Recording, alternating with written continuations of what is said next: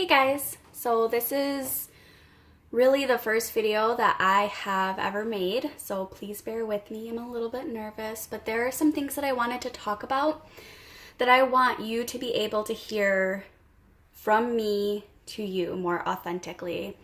So I wanted to talk a little bit about grief, my grief, gratitude, because you guys know I'm all about gratitude, and finding purpose in pain. So I just want to start off with saying it's okay to not be okay.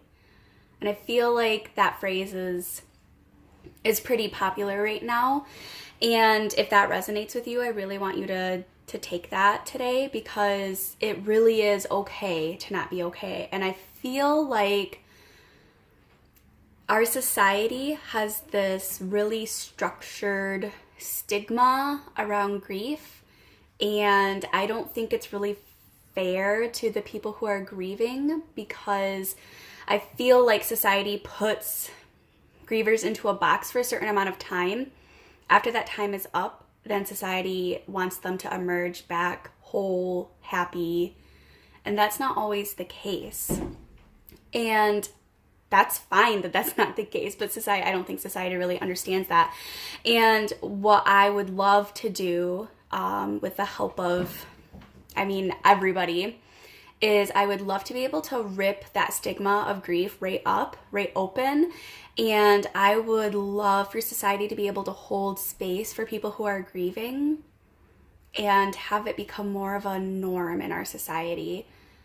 I think that it's completely healthy to be grieving 5, 10, 20 years down the road after you've lost a loved one. Because grief is so sticky, right? It's heart-wrenching, it's heartbreaking, it's soul-shattering, it's life-shattering, but it's also really sticky. And I say sticky because I will wake up in the morning, I will fill my morning with gratitude, and I will go to the supermarket. And then I will be faced with a beautiful mama and her beautiful daughter. And I think that I left my grief at home, but grief is so sticky that it's just hard to get all off, and that's okay. And then the ninja tears come, and ninja tears are tears that just spring up. They just happen. You may be in the line at a food truck or in the supermarket or just out and about in public with your friends, having a beautiful, wonderful time, and then all of a sudden you're crying. And that's okay. I hold space for these tears because I know that these tears are healing. These tears are letting me lean into my grief. They're letting me feel it, embrace it. But I'm also trying to push love into my grief and hold space for it and push gratitude in it so that I can rise out of it and then continue to have a good day. I let myself feel the sadness, feel the tears, and then I also let myself let it go. And that's really hard. I've been working on it for a little bit, and it's still really hard. So I think it is like a beautiful time to start talking about gratitude. And I want to start talking about gratitude by telling you guys that once, very recently, somebody asked me to find a positive from my grief, to turn my grief into a positive. And to be honest, I was appalled, you guys. I was like, there's no way that I can do this. It's not fair to ask me this. I was really not offended, but just, how could you think I would be able to do this? And then, of course, I'm like, okay, well, let's try. So I decided to really try, and I'm like, if I needed to turn my grief into a positive, how would I do this? And from that, I found gratitude. And gratitude is what I can pull out of my grief that is positive.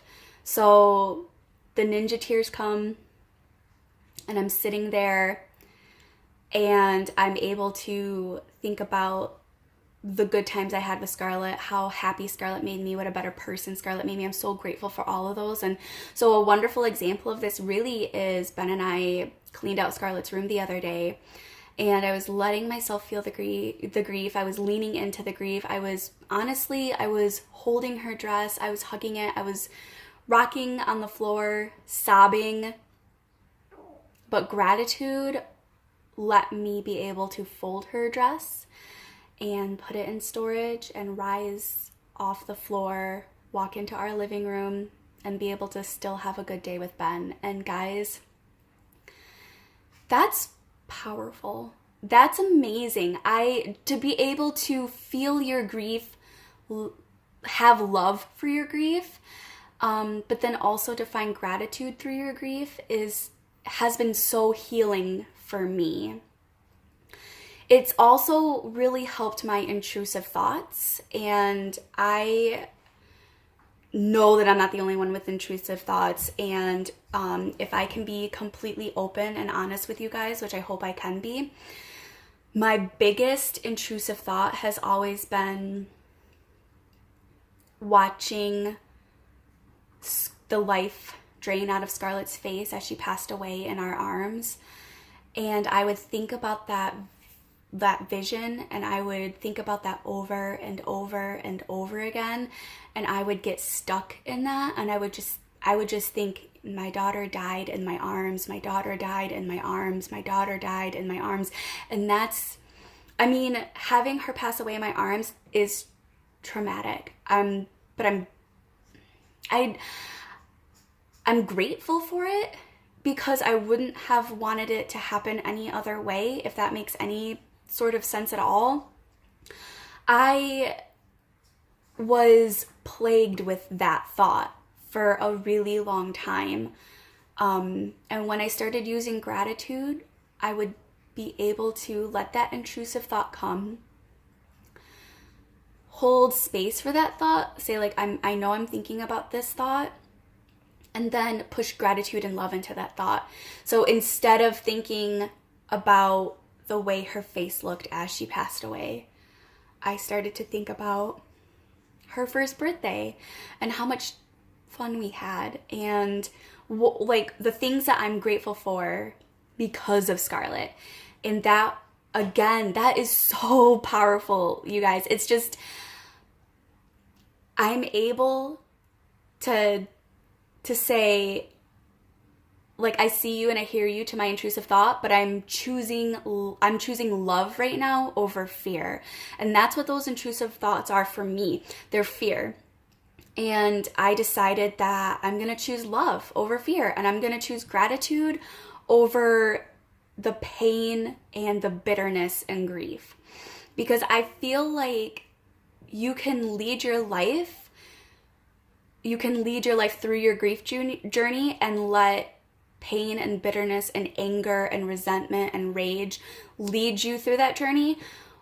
Or through your grief, you can find gratitude and love. And I think that, for me at least, living and letting love and gratitude lead me through my grief journey has really helped.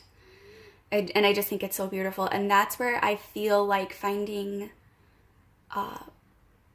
purpose in your pain is amazing.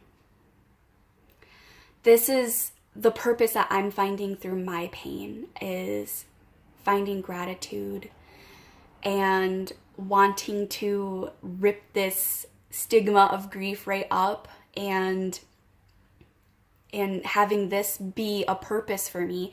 And I found all of this through the suffering that I've endured because Scarlett passed away.